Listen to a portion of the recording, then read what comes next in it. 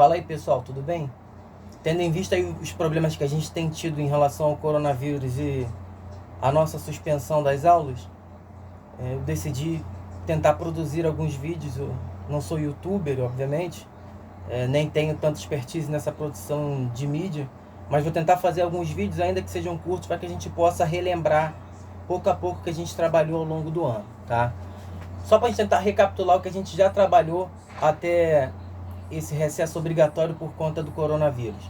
Na primeira semana, nós trabalhamos conceitos geográficos, falamos o que é território, lugar, paisagem, região, princípios geográficos. E a partir da semana seguinte, nós começamos a discutir o que envolvia a formação territorial brasileira, que é o primeiro tema da área da geografia que eu costumo trabalhar. Eu dou geografia do Brasil, então o meu foco sempre vai ser falar do Brasil, mas obviamente que em alguns momentos não tem como eu falar do Brasil desgarrado do mundo.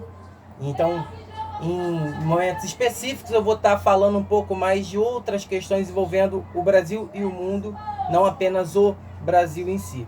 Falando da formação territorial brasileira, eu sempre começo as aulas, e a gente já trabalhou isso, falando de como era a realidade territorial da América pré-colombiana, tá? Quem eram os ameríndios que habitavam a América? Os nossos antepassados indígenas que iam da Patagônia até lá o norte do Canadá. E quais eram as condições socioeconômicas e políticas que existiam nesses territórios? Obviamente que quando os portugueses chegaram aqui, a realidade social era outra, totalmente diferente. E aí o processo de colonização ele foi pouco a pouco matando essas realidades que haviam na América e impondo uma outra realidade, que é a realidade europeia, a realidade de dominação, a realidade dos territórios ultramarinos. No caso do Brasil, o Brasil, primeiramente, ele vai ser dividido a partir do Tratado de Tordesilhas, e a gente já estudou isso, em que apenas uma pequena parte do que hoje é o Brasil pertencia à coroa portuguesa. A maior parte do que hoje forma o nosso país pertencia à América Espanhola, tá? Quando os portugueses ocuparam o Brasil, a sua primeira espacialização se deu no litoral. E aí por que especificamente no litoral? Primeiro pela dificuldade de entrada para dentro do território. A gente está entrando em outro domínio bioclimático que os europeus nunca tinham visto ao longo de suas vidas. Então, a ideia da floresta amazônica, a Mata Atlântica, são realidades de biomas que necessitam de adaptabilidades específicas para viver nessas áreas. Por isso que muito da realidade de adaptação portuguesa nas colônias da América veio a partir da influência indígena. Então os portugueses tiveram que aprender com os indígenas ali uma série de questões para poder viver nos trópicos. Outra questão, assim que os portugueses chegaram aqui, o produto que eles vão explorar em um primeiro momento é o pau-brasil. O pau-brasil ele é vendido na Europa para produzir tinta vermelha, que era muito valiosa no mercado europeu, mas também o pau-brasil é uma madeira de valiosa produção. Então, é uma madeira dura, resistente, bonita, que pode fazer móveis. Inclusive, até hoje, a gente tem alguns instrumentos musicais que são produzidos em pau-brasil. Vide, por exemplo, lá os violinos Stradivarius, que são violinos de alto valor agregado, que são produzidos até hoje com essa madeira. A Mata Atlântica era o local onde havia o pau-brasil. E aí, gradativamente, toda essa realidade de Mata Atlântica foi sendo desmatada devido à dinâmica do pau-brasil. Não só ele, obviamente, nem só no início. A Mata Atlântica ela é toda desmatada a partir da chegada dos portugueses. A gente não pode esquecer que é no litoral que ficam também as nossas maiores cidades. Então a gente desmatou a Mata Atlântica vai produzir o nosso processo de urbanização. Mas lá atrás, quando os portugueses chegaram, o primeiro desmatamento foi voltado para a extração do pau-brasil. O pau-brasil, ele tinha uma vendagem na Europa, mas a gente pode dizer que o primeiro grande ciclo econômico que vai existir no nosso país é o ciclo que envolve a cana. E aí a cana-de-açúcar vai se estabelecer primeiro na região Nordeste, tá? No Nordeste brasileiro, a gente vai ter o primeiro grande centro econômico desse país. E aí, sendo o centro econômico, lá também vai ser o centro político e o centro cultural em um primeiro momento do que seria o Brasil. A realidade do Nordeste era a realidade em que você tinha ali a presença dos engenhos, que já era uma agroindústria. A gente não pode pensar que o açúcar ele era só exportado na forma bruta. O açúcar ele era refinado. Os engenhos tinham não era um agronegócio, o agronegócio é algo bem recente, mas já era uma agroindústria em formação ainda. Então o produto não era exportado de forma bruta, ele tinha determinados refinos até chegarem no mercado europeu. O açúcar que chegava no mercado europeu era um açúcar já refinado e de alto valor agregado, já que a cana ela é um vegetal que se desenvolve no clima tropical. A Europa não tem um clima tropical, a Europa tem um clima temperado, então os portugueses usavam os territórios ultramarinos para poder produzir produtos tropicais que não eram possíveis de serem desenvolvidos dentro do seu território na Europa. Nesse sentido, o Brasil passou a ser um celeiro de Portugal. E a região Nordeste é essa primeira grande região econômica que nós vamos ter no país. Não à toa ali vai estar a primeira capital do Brasil, que é Salvador.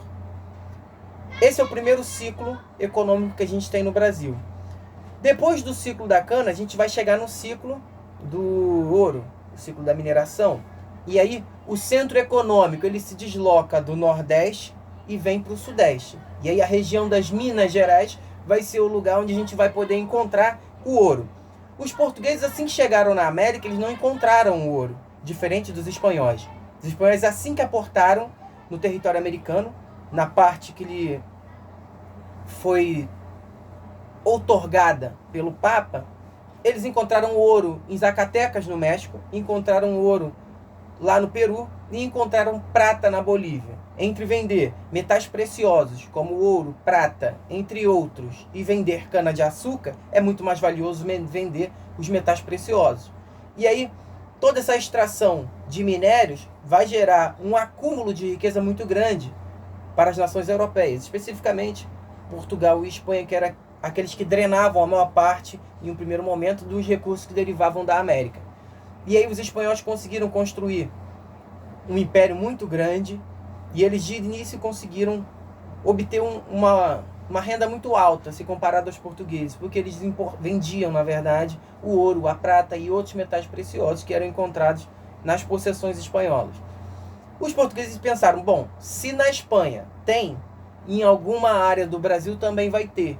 E aí, em um primeiro momento, o Brasil é uma porção pequena, que pertencia a Portugal. A maior parte do que é hoje o nosso território era domínio da coroa espanhola. Só que a América do Sul ela tem uma barreira natural que é muito difícil de ser transposta, que é a Cordilheira dos Andes. Hoje, em 2020, é difícil a gente atravessar a Cordilheira dos Andes. Imagina em 1492, em 1500, 1550. Então era muito difícil dos espanhóis saírem da costa do Peru e da Bolívia e atingirem o território espanhol do outro lado da Cordilheira dos Andes. Eu falei costa da Bolívia, só para a gente compreender. Se a gente pegar o mapa hoje, a Bolívia não tem costa, mas no passado a Bolívia tinha uma pequena faixa de litoral que foi perdida na Guerra do Pacífico. Mas isso aí cabe em outra aula, na aula de Geografia Geral.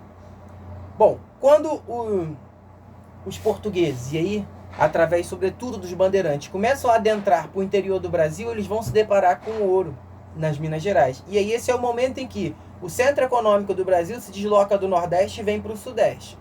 E aí a capital não poderia ser mais Salvador, a capital vai ser o Rio de Janeiro. Por quê? Do Rio de Janeiro você tem um bom porto para poder fazer a exportação do minério e também está muito mais próximo da área produtiva. Isso significa que o controle, a vigília sobre a produção do ouro, que é um metal valioso no Brasil, ela ficaria muito mais próxima e nítida, no sentido de que poderia se intervir em caso de necessidade ali para coibir roubo, enfim, contrabando, corrupção e por aí vai. Obviamente que isso não funcionou, houve roubo, contrabando, corrupção e tudo isso, mas para a coroa portuguesa fazia muito sentido estar próximo da realidade ali onde era produzida a riqueza da colônia. Então, há um deslocamento do eixo econômico que sai do Nordeste e vem para o Sudeste. E aí, nesse sentido, é o período que o Brasil começa a expandir o seu território. É quando os portugueses ultrapassam a linha de Tordesilhas e começam a povoar áreas que originalmente pertenciam à coroa espanhola, tá? E aí uma coisa que é interessante, os espanhóis, assim que chegaram na América, eles ocuparam sobretudo faixas litorâneas, excluindo a Bolívia. Boa parte do território espanhol ele está em área litorânea ou está em área em que tem um fácil acesso de rios. No México eles encontraram ouro nas proximidades do litoral e no Peru. O caso dos portugueses não tinha ouro nas proximidades do litoral, então houve a necessidade de entrar para dentro do território, e isso fez com que a ocupação do meio do Brasil fosse realizada pelos portugueses e não pelos espanhóis, que eram os detentores originais lá através do Tratado de Tordesilhas. Obviamente que depois, quando a Espanha percebeu que eles haviam perdido parte do território deles para o domínio português, eles foram na corte internacional. E os portugueses foram muito habilidosos e conseguiram ganhar boa parte do território espanhol através do conceito de utiposidete, que é a ideia de que a terra é de quem ocupa. Então, como os espanhóis não ocuparam o centro do Brasil, o outro lado da Cordilheira dos Andes, o lado que era voltado para o Atlântico, os portugueses acabaram ocupando. E aí, na Corte Internacional, qual foi o argumento dos portugueses? Olha, nesses locais moram populações portuguesas, que falam a língua portuguesa e que professam a cultura portuguesa. Logo, eles são portugueses. E o território precisa pertencer a Portugal.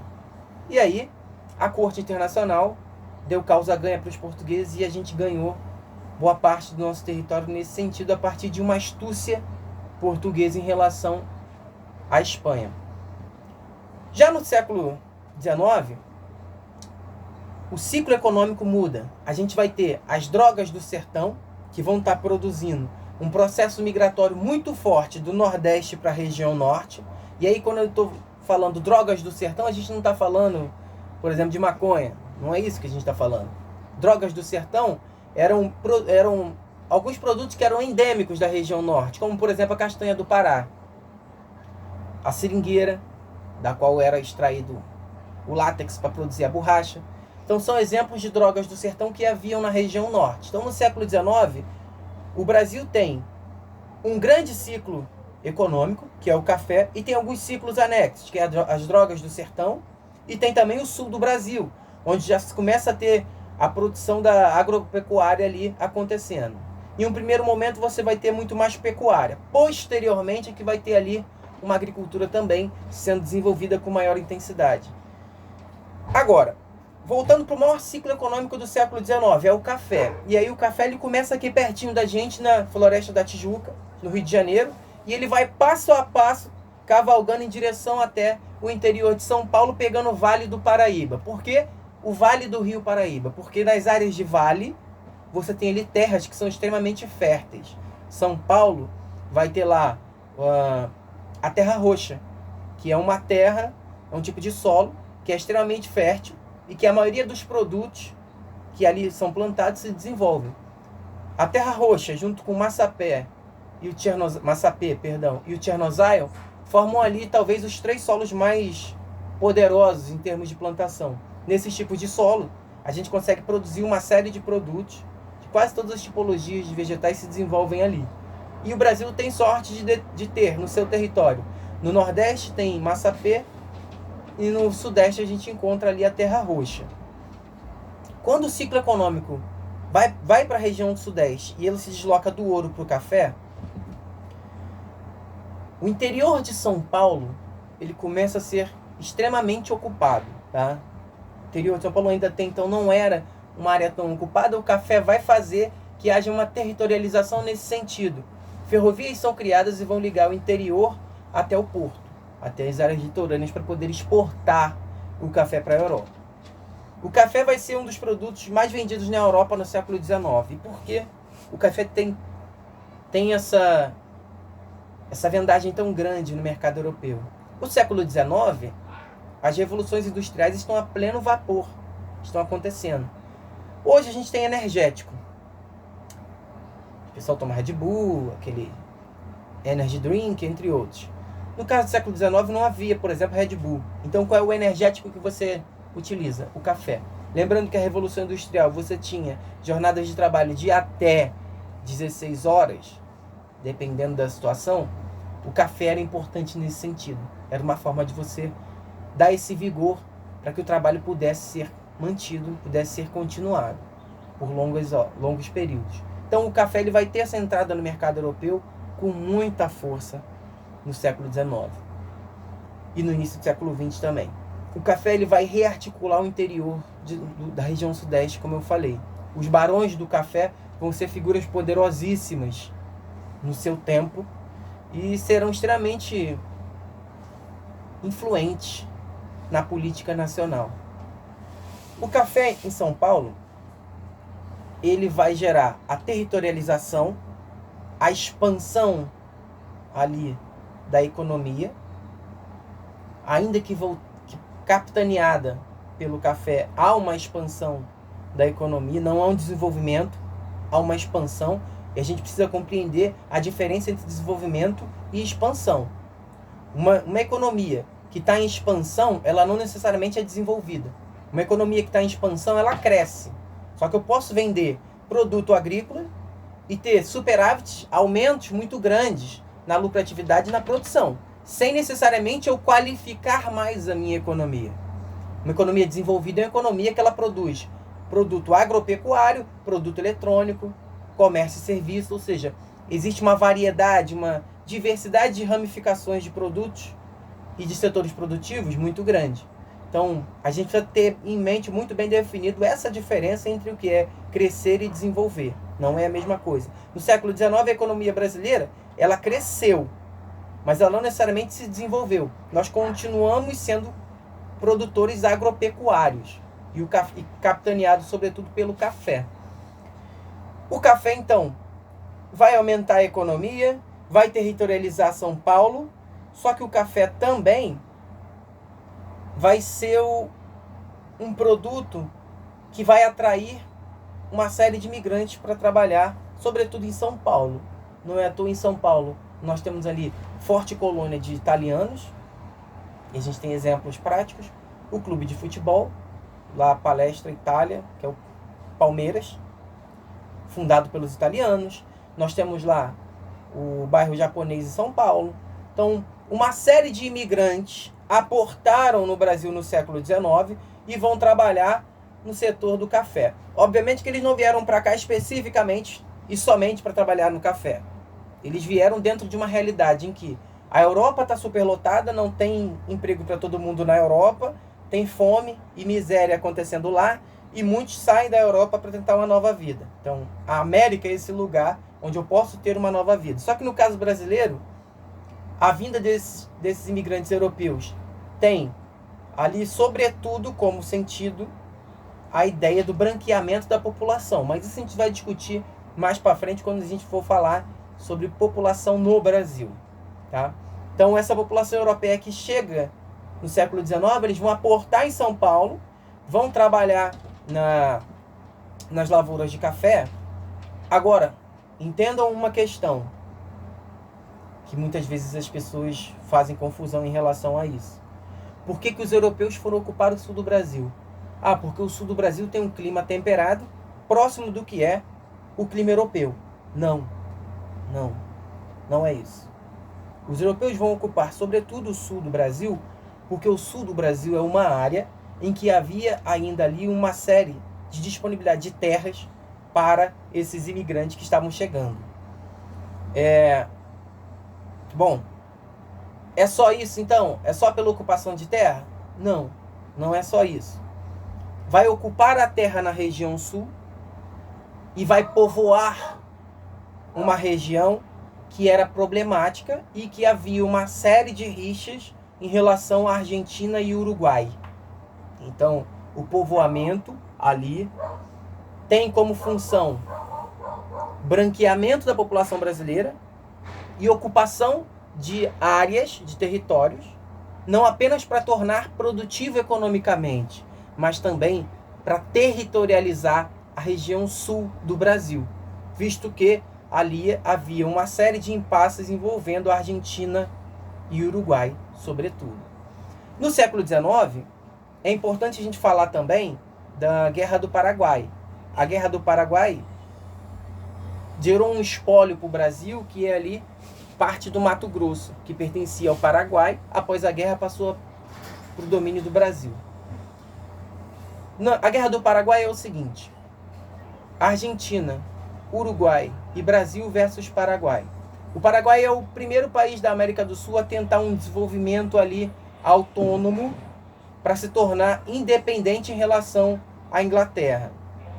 Os ingleses insuflaram ali uma guerra entre Brasil, Uruguai e Argentina contra o Paraguai.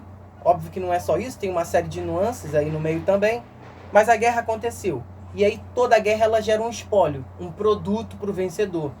No caso brasileiro, o produto da vitória foi obter ali parte do Mato Grosso, que vai compor o nosso território atual.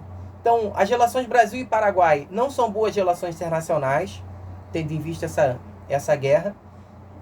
E essa guerra gerou uma série de problemas lá no lado paraguaio. Por exemplo, até hoje, no Paraguai existem mais mulheres do que homens. Tá? Isso é fruto da guerra. Não sei se vocês sabem, mas o Duque de Caxias, que é herói do Exército Brasileiro, mandou matar todos os homens com mais de 12 anos. Ou seja, uma série de crianças e adolescentes morreram durante a guerra. Embora o Paraguai já houvesse se rendido. Já tinha se rendido para o Brasil, ele ainda assim mandou assassinar homens acima de 12 anos. Isso gerou, por isso que até hoje existe uma rixa muito grande entre Brasil e Paraguai. E tem uma série de simbolismos aí que acontece. A gente sempre costuma dizer que o produto que vem do Paraguai é um produto falsificado. Então a gente olha para o Paraguai, que é o primeiro país da América do Sul a tentar uma industrialização independente, e a gente fala, não, ele é paraguaio. A ideia do cavalo paraguaio é o quê? O cavalo que sai na frente, que depois ele perde a corrida. Isso acontece na guerra. Durante a guerra, o Paraguai saiu na frente. Dava pinta de que venceria. Depois, os 3 países viraram a guerra. Olha mais outro simbolismo da Guerra do Paraguai que a gente usa com certa frequência. E até, por exemplo, no esporte. Se a gente pegar ali, no Paraguai tem um estádio chamado Estádio Defensores del Chaco. Que esse estádio ele foi erguido no local onde o exército brasileiro foi detido pelo exército paraguaio. O exército deles detiveram o exército brasileiro. E esse lugar foi construído, tinha um monumento e posteriormente construíram o estádio chamado Defensores del Chaco. Então não é à toa que toda vez que tem jogo Brasil e Paraguai pelas eliminatórias da Copa do Mundo, quando o jogo é no Paraguai, se o estádio estiver aberto, o jogo é sempre realizado no estádio Defensores del Chaco. Isso não é à toa, tem todo um simbolismo por trás e a gente desconhece que existe esse simbolismo. Então, a Guerra do Paraguai ela trouxe esse território a mais para o Brasil. E também o que é interessante, a América do Sul é uma das regiões do mundo que tem as fronteiras mais estáveis. A gente não tem guerras na América do Sul há mais ou menos 150 anos, por aí, que a gente não tem guerras acontecendo aqui. Então, guerras de grande porte estão longe de passar por aqui. E isso é uma coisa interessante, diferente de outras partes do mundo em que a gente tem uma série de problemas fronteiriços, territoriais e que geraram uma série de guerras. A América do Sul ela é relativamente tranquila se comparada a outras partes do mundo, como a Ásia, a própria Europa e, sobretudo, na África, onde os conflitos territoriais para definir os limites dos países são frequentes, intensos e normalmente geram muitas mortes, muita violência e crise socioeconômica. Então a América do Sul ela tem fronteiras relativamente estáveis aí nesse sentido. Voltando aí, fechando essa parte de formação territorial brasileira, a gente chega na última grande expansão que a gente vai ter no Brasil, que é o Tratado de Petrópolis, que vai legitimar a compra do Acre por parte do Brasil. O Acre é um território pequeno, e o que o Acre tinha de economicamente importante? A produção da borracha. A borracha ela era um produto, a seringueira, que gera a borracha, o látex e consequentemente a transformação da borracha, ela é uma árvore endêmica da região norte do Brasil. Então, o domínio, o monopólio da produção da borracha, antes, ele era dominado pelo Brasil, o que significa dizer que o Brasil não produzia especificamente a borracha, o Brasil produzia o látex, vendia o látex que vai gerar a borracha. Só que o domínio, o monopólio dessa produção era brasileira. Então, o Brasil tinha uma alta lucratividade nesse sentido. Só que os ingleses vieram na região norte, roubaram mudas das seringueiras, levaram lá para a Malásia, que tem um bioclima muito parecido com o da região norte. E aí a seringueira se estabeleceu lá, se adaptou muito bem, e eles começaram a produzir látex em série e quebrou a economia da região norte. A região norte não, mas a economia do Acre em si. Parte da região norte, mas o grande foco talvez seja o Acre. Tanto é que lá havia uma série de problemas, os conflitos envolvendo seringueiros e os grandes produtores. O Acre pertencia à Bolívia. O Acre não era do Brasil. Só que os brasileiros foram ocupando o território do Acre. E aí depois, quando os bolivianos foram reclamar no júri internacional, chegou-se a um acordo em que o Brasil legalizou a ocupação do Acre através do Tratado de Petrópolis. Na época, se eu não me engano, custou 2 milhões de libras a compra do Acre. Hoje em dia isso não é nada para a realidade brasileira, mas na época era uma soma interessante, era muito caro. Então a Bolívia vendeu o Acre para o Brasil e aí acabou sendo a última grande expansão do nosso território. Então, quando a gente olha, e na sala de aula eu mostrei para vocês o Tratado de Tordesilhas lá no início, o que pertencia a Portugal, e o que você, quando olha o mapa do Brasil, após o Tratado de Petrópolis, vê o que se tornou o Brasil, dá para perceber que o Brasil foi um país extremamente expansionista nesse sentido. Hoje, na ONU se discute a questão da plataforma continental, que é a expansão do domínio do Brasil para dentro do mar. O que isso é importante? O Brasil tem uma coisa chamada Amazônia Azul, que é o quê? As riquezas que existem no litoral do Atlântico. E o Brasil pleiteia na ONU a expansão da sua plataforma continental, ou seja, o aumento do seu tamanho de domínio no mar. O que a gente tem dentro da plataforma continental? O pré-sal, que tem alavancado parte da economia brasileira aí ao longo do tempo. Fiz uma aula muito sintética, obviamente que depois a gente volta de novo para quando tudo se normalizar, a gente vai ter que voltar a falar em alguns temas, tá? Isso aqui foi só algo introdutório, muito sintético, não explica tudo. Eu vou estar produzindo ainda um material escrito para tentar enviar para vocês aí, para além do vídeo, vocês também poderem ler aí o material e se aprofundar um pouco mais, beleza? Na semana que vem eu vou tentar fazer outro vídeo, e aí se ficar maneiro, se o feedback for bom da galera, eu tento de repente fazer vídeos curtos aí, pra gente não ficar parado nesse período aí em que o coronavírus está rondando o mundo, beleza? Valeu, abraço para todo mundo.